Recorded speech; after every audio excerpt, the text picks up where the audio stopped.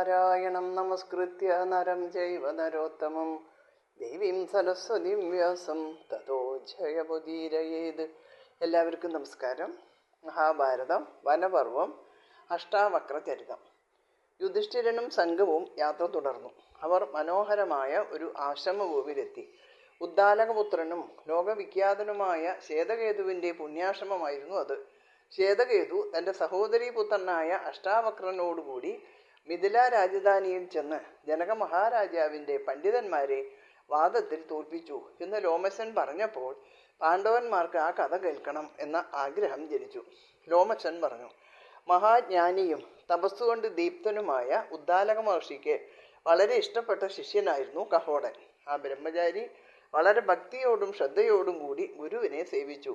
ശിഷ്യനിൽ സംതൃപ്തനായ ഉദ്ദാലകൻ തൻ്റെ മകളായ സുജാതയെ കഹോടന് കല്യാണം കഴിച്ചു കൊടുത്തു. സുജാതയേക്കാൾ വളരെ പ്രായം കുറഞ്ഞൊരു പുത്രൻ കൂടി മഹർഷിക്ക് ഉണ്ടായിരുന്നു. അവൻ്റെ പേര് ശ്വേതകേതു എന്നായിരുന്നു. ഇനി അഷ്ടാവക്ര ജനനം. സുജാത ഗർഭിണിയായി. ഗർഭം വളർന്നുകൊണ്ടിരിക്കുമ്പോൾ ഒരു ദിവസം ആ ഗർഭസ്ഥ ശിശു അധ്യയനം ചെയ്യുകയായിരുന്ന തൻ്റെ പിതാവിനെ വിളിച്ചു പറഞ്ഞു, അച്ഛൻ രാത്രിയൊക്കെ ഇരുന്ന് അധ്യയനം ചെയ്യുകയാണല്ലോ, ഈ പഠിപ്പൊന്നും ശരിയാകുന്നില്ല. തൻ്റെ ശിഷ്യന്മാരുടെ മുന്നിൽ വെച്ച് അപമാനിതനായ കഹോടൻ ശിശുവിനെ കോപം മൂലം ശപിച്ചു. ഗർഭത്തിലിരുന്നുകൊണ്ട് നീ എന്നെ അപമാനിക്കിയാൽ നീ 8 വളവുകളോടുകൂടി ജനിക്കട്ടെ. സുജാത പ്രസവിച്ച ശിശുവിന് 8 വളവുകൾ ഉണ്ടായിരുന്നു. അവന് അഷ്ടാവക്രൻ എന്ന് പേരിട്ടു. അവൻ്റെ അമ്മാവനായ ശ്വേതകേതുവിന് അവനേക്കാൾ 3 വയസ്സ് പ്രായക്കൂടുതൽ മാത്രമേ ഉണ്ടായിരുന്നുള്ളൂ. അവർ അമ്മാവനും മരുമകനും ആയിരുന്നുവെങ്കിലും കാഴ്ചയിൽ ജ്യേഷ്ഠാനുജന്മാരെ പോലെയാണ് തോന്നിയിരുന്നത്.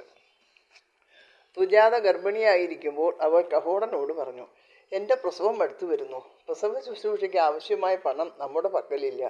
അതുകൊണ്ട് ഭവാൻ എപ്രകാരമെങ്കിലും കുറച്ച് പണം സമ്പാദിക്കണം. ഇനി കഹോടൻ്റെ മരണം. ധർമ്മിഷ്ഠനും ദാനശീലനുമായ മിഥിലയിലെ ജനകമഹാരാജാവിനെ കണ്ട് ഭിക്ഷയാചിച്ച് പണമുണ്ടാക്കാം എന്നുള്ള ഉദ്ദേശത്തോടെ കഹോടൻ മിഥിലയിലെത്തി. രാജാവിനെ കണ്ടു. രാജസദസ്സിലുള്ള പണ്ഡിതന്മാരുമായി വാദപ്രതിവാദം നടത്തി. ജയിച്ചാൽ പണം കൊടുക്കാമെന്ന് രാജാവ് പറഞ്ഞു. കഹോടൻ വാദപ്രതിവാദത്തിന് സമ്മതിച്ചു. അവിടെ വെച്ച് വാദവിദഗ്ധനായ വന്തി കഹോടനെ വാദത്തിൽ തോൽപ്പിച്ചു. വാദത്തിൽ തോൽക്കുന്നവരെ വെള്ളത്തിൽ മുക്കിക്കൊല്ലുന്ന പതിവനുസരിച്ച് കഹോടനെ വെള്ളത്തിൽ മുക്കിക്കൊന്നു. അഷ്ടാവക്രനെ പ്രസവിക്കുന്നതിന് മുമ്പാണ് മേൽപ്പറഞ്ഞ സംഭവം നടന്നത്. അച്ഛൻ്റെ മരണവൃത്താന്തത്തെപ്പറ്റി ഒന്നും തന്നെ കുട്ടിയെ അറിയിക്കേണ്ട എന്ന് ഉദ്ദാലകൻ മകളോട് നിർദ്ദേശിച്ചിരുന്നു. അതിനാൽ അതൊന്നും അറിയാതെയാണ് അഷ്ടാവക്രൻ വളർന്നു വന്നത്. അവന് ഉദ്ദാലകൻ അച്ഛനും ശ്വേതകേതു ജ്യേഷ്ഠനുമായിരുന്നു. ഒരു ദിവസം അഷ്ടാവക്രൻ ഉദ്ദാലകൻ്റെ മടിയിലിരിക്കുമ്പോൾ ഇത് നിന്റെ അച്ഛനല്ല, എൻ്റെ അച്ഛനാണ് എന്ന് പറഞ്ഞ് ശ്വേതകേതു അവനെ ഉദ്ദാലകൻ്റെ മടിയിൽ നിന്നും പിടിച്ചിറക്കി. സങ്കടപ്പെട്ടുകൊണ്ട് അവൻ അമ്മയുടെ അടുത്ത് എന്ന് ചോദിച്ചു, അമ്മേ, സത്യം പറയണം, എൻ്റെ അച്ഛൻ ആരാണ്? അദ്ദേഹം എവിടെയാണ്?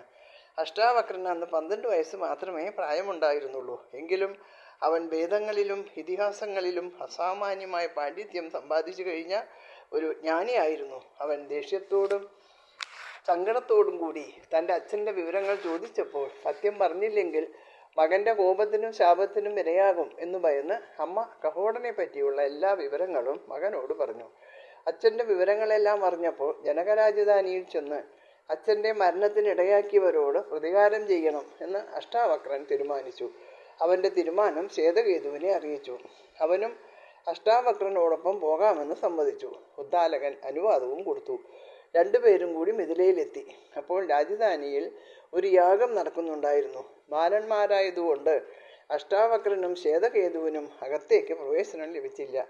ദ്വാരപാലകൻ അവരെ തടഞ്ഞിട്ട് പറഞ്ഞു, ബാലന്മാർക്ക് യാഗശാലയിലേക്ക് പ്രവേശനമില്ല. വിജ്ഞാനികളും വൃദ്ധന്മാരുമായ വിപ്രന്മാർക്ക് മാത്രമേ ഇതിനകത്ത് കിടക്കാൻ അനുവാദമുള്ളൂ. അഷ്ടാവക്രൻ, എങ്കിൽ ഞങ്ങൾക്കും കയറാം. ഞങ്ങൾ അതിവ്രതത്താൽ വൃദ്ധരാണ്. വൃദ്ധന്മാർ ആചരിക്കുന്നതൊക്കെ അറിവുള്ളവരാണ്, വേദപ്രഭാവമുള്ളവരുമാണ്. ദ്വാരപാലകൻ, ബാലനായ നീ വൃദ്ധനായി നടിച്ച് പറയുന്നത് ശരിയാണോ? വൃദ്ധന്മാരുടെ വാക്ക് കേട്ട് ബാലന്മാർക്ക് ജ്ഞാനമുണ്ടാകുന്നു. കാലം ചെല്ലുമ്പോൾ ബാലന്മാർ വൃദ്ധരായിത്തീരുന്നു. ബാലനായി നിനക്ക് ദീർഘകാലത്തെ വിദ്യാഭ്യാസമൊന്നും ഉണ്ടായിട്ടില്ലല്ലോ. അഷ്ടാവക്രൻ, തല നരച്ചത് കൊണ്ട് മാത്രം ഒരാൾ വൃദ്ധനാവുകയില്ല. വയസ്സുകൊണ്ട് ബാലനാണെങ്കിലും വിജ്ഞാനമുള്ളവനെ ദേവന്മാർ വൃദ്ധനായി കണക്കാക്കുന്നു. മഹത്വത്തെ തീരുമാനിക്കുന്നത് വേദജ്ഞനാണോ എന്ന് നോക്കിയാണ്. ഞാൻ പണ്ഡിതന്മാരോട് വാദിക്കാനാണ് വന്നിരിക്കുന്നത്.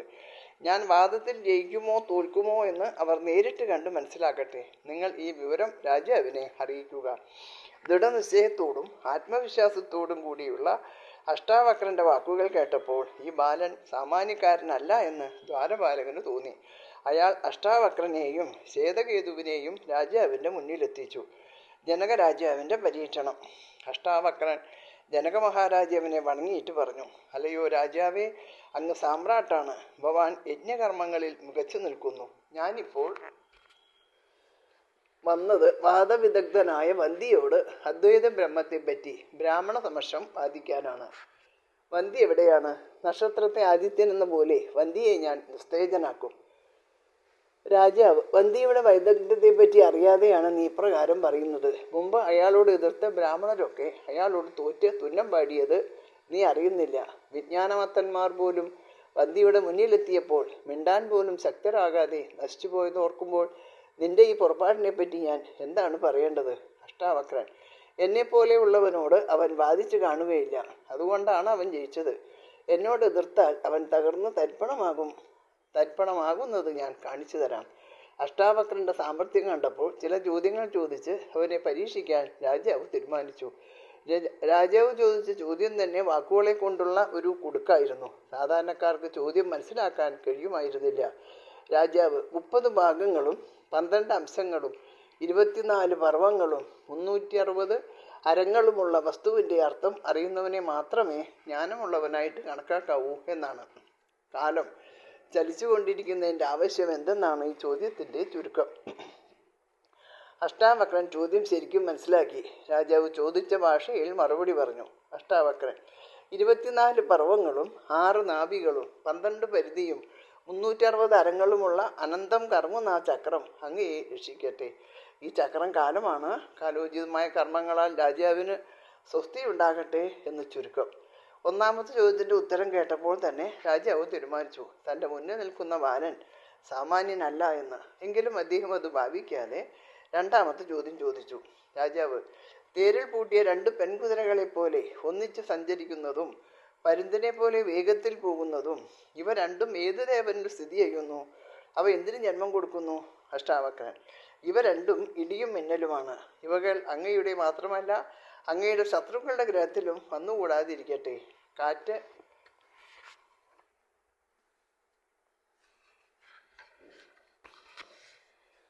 സാരഥിയായുള്ളവൻ മേഘമാണ്. അവൻ ഇവ രണ്ടിനെയും സൃഷ്ടിക്കുന്നു. അവനെ ഇവ രണ്ടും സൃഷ്ടിക്കുന്നു. അഷ്ടാവക്രൻ അസാമാന്യനാണ് എന്ന് രാജാവിന് ബോധ്യമായി. എങ്കിലും അദ്ദേഹം പിന്നെയും ചില ചോദ്യങ്ങൾ കൂടി ചോദിച്ചു. ചോദ്യം: കണ്ണടയ്ക്കാതെ ഉറങ്ങുന്നത് ഏത് ജീവിയാണ്? ഉത്തരം: മത്സ്യം. അടുത്ത ചോദ്യം: ജനിച്ചതിന് ശേഷം ഇളക്കമില്ലാത്തത് എന്തിനാണ്? ഉത്തരം: മുട്ട. മൂന്നാമത്തെ ചോദ്യം: ഹൃദയമില്ലാത്ത വസ്തു ഏതാണ്? ഉത്തരം: കല്ല്. അടുത്ത ചോദ്യം: സ്വന്തം വേഗം കൊണ്ട് എന്താണ് വർദ്ധിക്കുന്നത്? ഉത്തരം: നദി. രാജാവിന് തൃപ്തിയായി. ബാലൻ ജ്ഞാനിയാണ്. പണ്ഡിതന്മാരുമായി വാദപ്രതിവാദം നടത്തുന്നതിന് കഴിവുള്ളവനാണ് എന്ന് അദ്ദേഹത്തിന് ബോധ്യമായി. അദ്ദേഹം പറഞ്ഞു, ഞാൻ നിന്നെ പരീക്ഷിക്കാനാണ് ഈ ചോദ്യങ്ങൾ ചോദിച്ചത്. പരീക്ഷയിൽ നീ വിജയിച്ചിരിക്കുന്നു. നീ കേവലം ബാലനല്ല, വൃദ്ധൻ തന്നെയാണെന്ന് ഞാൻ സമ്മതിക്കുന്നു. വാഗ്മിത്വത്തിൽ നീ അതുല്യനാണ്. നിന്നെ യാഗവേദിയിൽ പ്രവേശിക്കുന്നതിന് ഞാൻ അനുവദിക്കുന്നു. ഇതുവഴി പോകുക. രാജാവ് വഴി കാട്ടിക്കൊടുത്തു. ഇനി വന്തിയെ തോൽപ്പിക്കുന്നു. അഷ്ടാവക്രൻ യാഗസദസ്സിലെത്തി. അവൻ തൻ്റെ അച്ഛനെ തോൽപ്പിച്ച വന്തിയെ തിരഞ്ഞുപിടിച്ചു. അയാളോട് പറഞ്ഞു, തന്നെത്താൻ വാഗ്മിയാണെന്ന് അഭിമാനിക്കുന്ന നിന്നോട് ഏറ്റുകൂട്ടാനാണ് ഞാൻ വന്നിരിക്കുന്നത്. വന്തി ഇത് കേട്ട് പുച്ഛത്തോടെ അഷ്ടാവക്രനെ നോക്കി ചിരിച്ചുകൊണ്ട് പറഞ്ഞു, ഉറങ്ങിക്കിടക്കുന്ന വ്യാഘ്രത്തെ ഉണർത്തരുത് എന്ന് ഞാൻ നിനക്ക് മുന്നറിയിപ്പ് തരുന്നു. ദുർബലൻ ചെന്ന് പർവ്വതത്തെ അടിച്ചാൽ അവൻ്റെ കൈയല്ലാതെ മലയാണോ തകരുക? രാജാവിൻ്റെ നിർദ്ദേശപ്രകാരം അവർ വാദം ആരംഭിച്ചു. ഏറ്റവും ഗഹനമായിരുന്നു അവരുടെ വാദപ്രതിവാദം. അത് എല്ലാവരെയും ആശ്ചര്യപ്പെടുത്തി.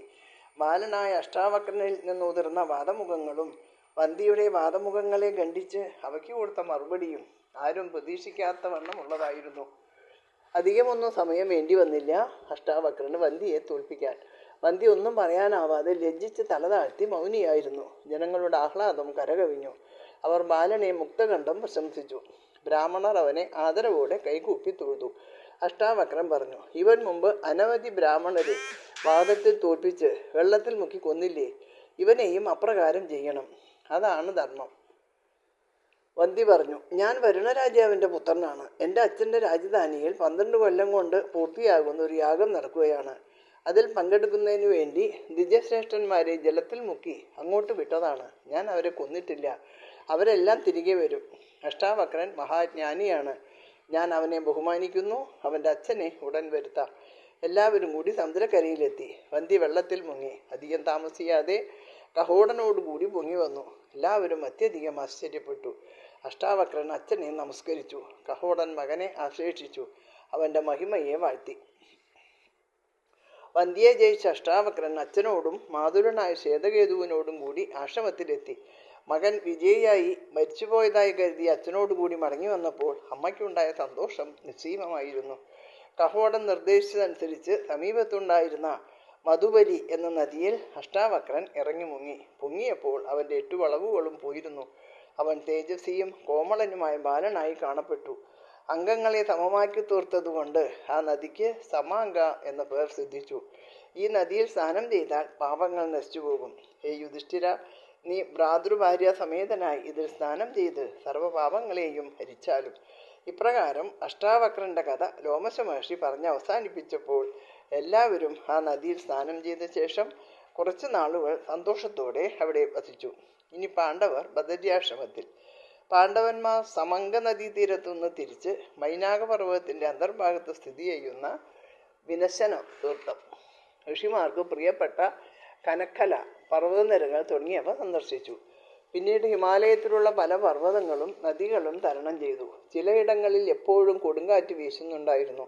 ചിലയിടങ്ങളിൽ എപ്പോഴും മഴ പെയ്തുകൊണ്ടിരുന്നു. മറ്റു ചിലയിടങ്ങളിൽ ജീവികളൊന്നും ഉണ്ടായിരുന്നില്ലെങ്കിലും എപ്പോഴും ഏതോ ശബ്ദം മുഴങ്ങിക്കൊണ്ടിരുന്നു. ഇതിനിടയിലായി കാട്ടുജന്തുക്കളും രാക്ഷസന്മാരുമുള്ള ഘോരമായ വനപ്രദേശം ഉണ്ടായിരുന്നു. ചിലയിടങ്ങളിൽ വളരെയേറെ ദൂരം സ്ഥലം ചെങ്കുത്തായിട്ടാണ് കിടന്നിരുന്നത്. എല്ലായിടത്തും മഞ്ഞും കൊടും തണുപ്പും ഉണ്ടായിരുന്നു. എന്നാൽ അതിനിടയ്ക്ക് എപ്പോഴും ചൂടുവെള്ളം പ്രവഹിച്ചു കൊണ്ടിരുന്ന ചില നിർജ്ജരണികൾ കണ്ടപ്പോൾ എല്ലാവരും ആശ്ചര്യപ്പെട്ടു. പ്രസ്തുത പർവ്വതങ്ങളും നദികളും അത്ഭുതകരങ്ങളായ പല ചരിത്രങ്ങൾക്കും സാക്ഷ്യം വഹിച്ചവയായിരുന്നു. ലോമശ മഹർഷി അതേപ്പറ്റിയതെല്ലാം യുധിഷ്ഠിരന് വിവരിച്ചു കൊടുത്തു. ക്രമേണ അവർ ഹിമാലയത്തിൻ്റെ വടക്കേ അതിർത്തിയിലുള്ള ഗന്ധമാദന പർവ്വതത്തിൻ്റെ താഴ്വരയിലെത്തി. ഇതുവരെ കടന്നുപോകുന്ന സ്ഥലങ്ങളെക്കാളും ദുർഗമമായ പ്രദേശമാണ് ഗന്ധമാദന പർവ്വതം എന്ന് ലോമശൻ യുധിഷ്ഠിരനോട് പറഞ്ഞു. അസുരന്മാർ, യക്ഷന്മാർ, ഗന്ധർവന്മാർ എന്നിവരുടെ വിഹാരരംഗമാണ് ആ പർവ്വതം. എന്നാൽ അവിടെ കൂടെ അല്ലാതെ നരനാരായണാശ്രമമായ ബദര്യാശ്രമത്തിലെത്താൻ വഴിയില്ല. ബദര്യാശ്രമത്തിൽ പോകാതെ തീർത്ഥയാത്ര ചെയ്യുന്നത് കൊണ്ട് അർത്ഥമില്ല. അതിനാൽ എന്ത് ക്ലേശം സഹിച്ചും ഗന്ധമാദന പർവ്വതത്തിൻ്റെ താഴ്വരയിലെത്തി. വഴിയിൽ ഓരോ സ്ഥലത്തിൻ്റെയും പ്രാധാന്യത്തെയും മഹത്വത്തെയും പറ്റി ലോമശൻ വിവരിച്ചു കൊടുത്തു. ആ പർവ്വതത്തിൻ്റെ ഒരു ഭാഗത്ത്, അതായത് ഗന്ധമാദന പർവ്വതത്തിൻ്റെ ഒരു ഭാഗത്ത് മറ്റൊരു പർവ്വതം പോലെ കുന്നുകൂടി കിടക്കുന്ന അസ്ഥി കൂമ്പാരം കണ്ടു. അത് നരകാസുരൻ്റെ അസ്ഥികളായിരുന്നു. മഹാവിഷ്ണു ഇന്ദ്രൻ്റെ പ്രാർത്ഥന അനുസരിച്ച് നരകാസുരനെ കൊന്ന ചരിത്രം ലോമശൻ എല്ലാവരോടും പറഞ്ഞു. മഹാവിഷ്ണുവിൻ്റെ വരാഹാവതാരത്തെപ്പറ്റിയും ലോമശൻ വിവരിക്കുകയുണ്ടായി. അങ്ങനെ പോയിക്കൊണ്ടിരിക്കുമ്പോൾ യാത്രയുടെ കഷ്ടത കൊണ്ടും ആഹാര വിശ്രമാദികളുടെ കുറവുകൊണ്ടും പാർഷദി ബോധരഹിതയായി. താഴെ വീഴുന്നതിന് മുമ്പ് തന്നെ നകുലൻ താങ്ങിപ്പിടിച്ചതുകൊണ്ട് അപകടമൊന്നും ഉണ്ടായില്ല. എല്ലാവരും സംഭ്രാന്തരായി. എങ്കിലും വേണ്ട പരിചരണം നൽകിയപ്പോൾ പാഞ്ചാലി മോഹാലസ്യത്തിൽ നിന്ന് ഉണർന്നു. അപ്പോഴാണ് എല്ലാവർക്കും സമാധാനമായത്. ബദര്യാശ്രമത്തിലെത്താൻ പിന്നെയും വളരെ ദൂരം സഞ്ചരിക്കേണ്ടിയിരുന്നു.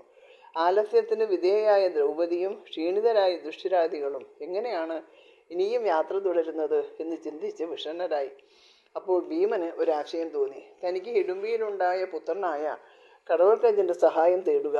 താൻ സ്മരിക്കുമ്പോൾ എത്തിക്കൊള്ളാമെന്ന് ഉറപ്പു തന്നിട്ടാണ് അവൻ തന്നെ വിട്ടുപോയത് എന്ന് ഭീമൻ ഓർത്തു. ഭീമൻ പുത്രനെ സ്മരിച്ചു. കടവൽക്കജൻ ഭീമന്റെ മുമ്പാകെ എത്തി വന്ദിച്ചു നിന്നു. ഭീമനെ വെല്ലുന്ന ആകാരവും ശരീരശേഷിയും ഉണ്ടായിരുന്നു കടവൽക്കജന്. പാർഷദിയെ ചുമലിലെടുത്തുകൊണ്ട് ഗന്ധമാദന പർവ്വതം കയറുവാൻ ഭീമൻ അവനോട് ആവശ്യപ്പെട്ടു. അവൻ തൻ്റെ കൂട്ടുകാരായവരും ചേർന്ന് പാണ്ഡവന്മാരെയും പാഞ്ചാലിയെയും അവരുടെ സംഘത്തിലുണ്ടായിരുന്ന എല്ലാവരെയും ചുമലിലേറ്റിക്കൊണ്ട് നിഷ്പ്രയാസം പർവ്വത ശിഖരത്തിലേക്ക് കയറി. ഇത് എല്ലാവർക്കും ആശ്വാസമായി. കൂടുതൽ ക്ലേശങ്ങളൊന്നും ഇല്ലാതെ അവർ ബദര്യാശ്രമത്തിലെത്തി. ബദരീ വൃക്ഷങ്ങളാൽ പ്രശോഭിതമാണ് ബദരി ആശ്രമം. അത് നരനാരായണ ആശ്രമം എന്ന് പ്രസിദ്ധമാണ്. പല വിധത്തിലുള്ള പല വൃക്ഷങ്ങൾ ഇടതൂർന്ന് വളരുന്നു. പക്ഷികൾ കളകൂജനം പൊഴിക്കുന്നു. കടന്നൽ, കൊതുക് തുടങ്ങിയ ക്ഷുദ്രജീവികളൊന്നും അവിടെയില്ല. കുളിർമയുള്ള മന്ദമാരുതൻ സദാ വീശിക്കൊണ്ടിരിക്കുന്നു. ധാരാളം താപസർ അവിടെ വസിക്കുന്നു. വേദഘോഷം എപ്പോഴും മുഴങ്ങുന്നു. അവിടുത്തെ അന്തരീക്ഷം പരിശുദ്ധവും പാവനവുമാണ്. യുധിഷ്ഠിരനെയും സംഘത്തെയും അവിടെ ഉണ്ടായിരുന്ന മുനിമാർ സ്നേഹത്തോടും ബഹുമാനത്തോടും സ്വാഗതം ചെയ്തു. പാഞ്ചാലിയുടെയും പാണ്ഡവന്മാരുടെയും യാത്രാക്ഷീണമൊക്കെ മാറി അവർ ആഹ്ലാദഭരിതരായി. അവിടുത്തെ ആനന്ദദായകമായ അന്തരീക്ഷത്തിൽ ജീവിതക്ലേശങ്ങളൊക്കെ മറന്നു. മഹർഷിമാരുടെ സാമീപ്യം അവർക്ക് ദിവ്യാനുഭൂതി നൽകി. അവിടെ നിന്ന് ചുറ്റുമുള്ള മനോഹരവും മഹിമയേറിയതുമായ പല പർവ്വതങ്ങളെയും കൊടുമുടികളെയും അവർ കണ്ടു. അങ്ങനെ 6 ദിവസം സന്തുഷ്ടരായി അവർ അവിടെ കഴിഞ്ഞു. കൂടി ഈ അധ്യായം ഇവിടെ അവസാനിച്ചു. എല്ലാവർക്കും നമസ്കാരം. സർവത്ര ഗോവിന്ദ നാമ സങ്കീർത്തനം. ഗോവിന്ദ ഗോവിന്ദ. ഇനി കല്യാണ സൗഗന്ധികം എന്ന അധ്യായമാണ്. അത് അടുത്ത വീഡിയോയിൽ കേൾക്കാം.